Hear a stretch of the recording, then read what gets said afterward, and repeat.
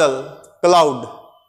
Cloud जो है बादल के अंदर पानी की छोटी छोटी बूंदें या रवे होते हैं जो पर्याप्त ऊंचाई पर जाकर वातावरण के अंदर संघनित होकर बादल का रूप धारण कर लेते हैं। चूंकि बादल का निर्माण धरातल से ऊंचाई पर होता है इसलिए ये विभिन्न आकार के हो सकते हैं। ऊंचाई पर ही क्यों होते हैं, बादल ऊंचाई पर ही क्यों बनते हैं? तो इसके पीछे कारण ये है कि जैसे जैसे वायु अधिक ऊंचाई तक जाती है तो प्रत्येक 165 मीटर की ऊंचाई पर वायु का तापमान 1 डिग्री सेल्सियस गिर जाता है और वायु के तापमान के गिरने से जलवाष्प संघनित होकर बादल का रूप धारण कर लेते हैं।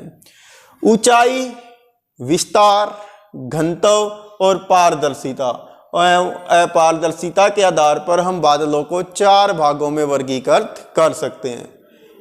किसके आधार पर? नंबर 1 उसकी ऊंचाई, यानी बादल कितने ऊंचाई पर है, बादल का विस्तार कैसा है, उसकी डेंसिटी कितनी है और उस बादलों के अंदर से हम आर पार देख सकते हैं या नहीं देख सकते।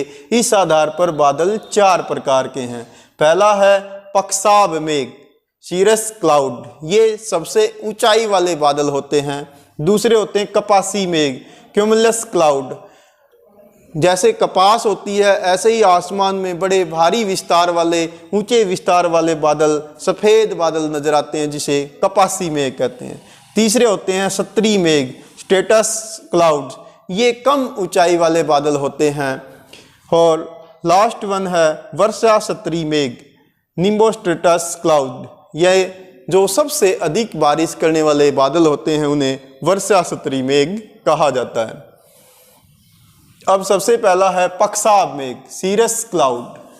पक्षाभ मेघों का निर्माण सामान्य रूप से 8000 मीटर से 12000 मीटर की ऊंचाई पर होता है, यानी लगभग ये 8 किलोमीटर से 12 किलोमीटर की ऊंचाई पर बनते हैं। अधिक ऊंचे बादल होते हैं, ये पतले होते हैं जैसा आप चित्र में देख पा रहे हैं, बिखरे हुए होते हैं यानी एक दूसरे से गैप इनके अंदर अधिक मिलेगा।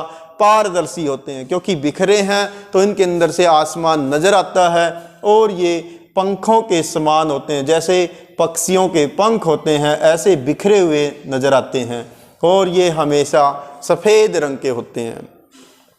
सबसे ऊंचाई वाले बादल होते हैं। कभी कभी आपसे 1 अंक का क्वेश्चन पूछा जाएगा कि वायुमंडल के अंदर सबसे ऊंचाई पर बनने वाले बादल कौन से हैं, तो आपका जवाब आएगा पक्षाभ मेघ, सीरस क्लाउड।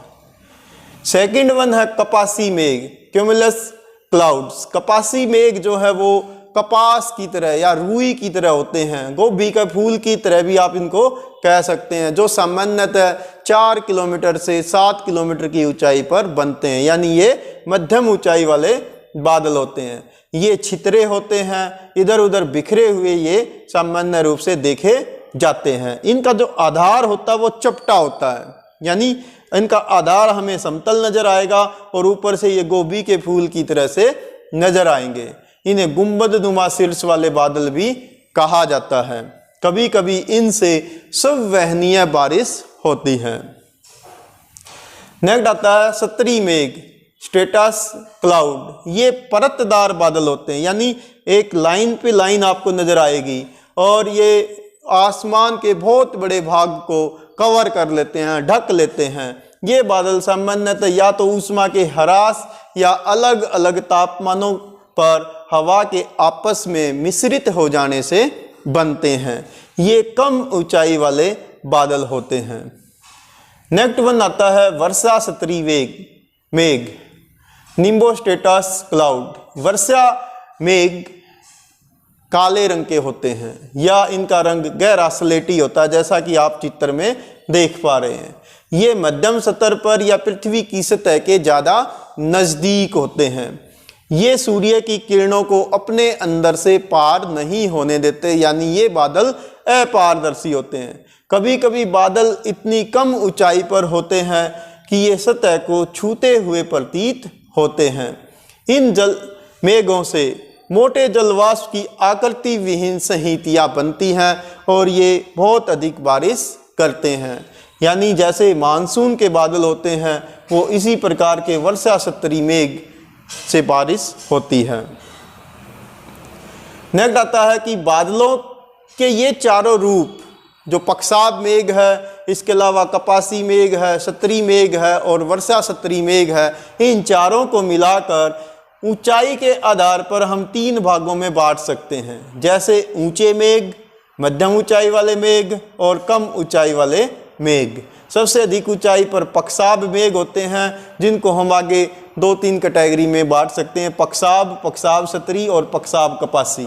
जो मध्यम ऊंचाई के, इनको सत्री मध्य और कपासी मध्य बादल कह सकते हैं। और कम ऊंचाई वालों में सत्री कपासी, सत्री वर्षा मेघ और कपासी वर्षा मेघ शामिल हैं।